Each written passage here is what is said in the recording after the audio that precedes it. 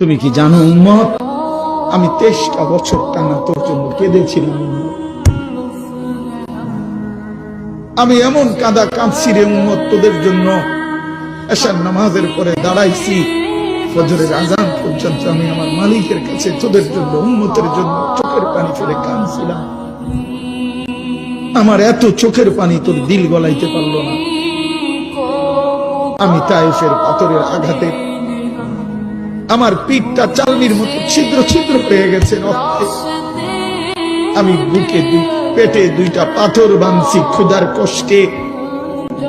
আমি উহুদের দান শহীদ করা রক্তে উহুদের ময়দানে পড়েছিলাম বেহুশ হয়ে। আমার ঘরের চুলায় 3 মাস রান্নার জন্য কোনোদিন চুলায় আগুন জ্বলে নাই। আমার এত চোখের পানি, এত রক্ত, এত ক্ষুধার কষ্ট, কিছুই তোর মন গলাইতে পারলো না, তোরে সেজদা দিতে পারলো না।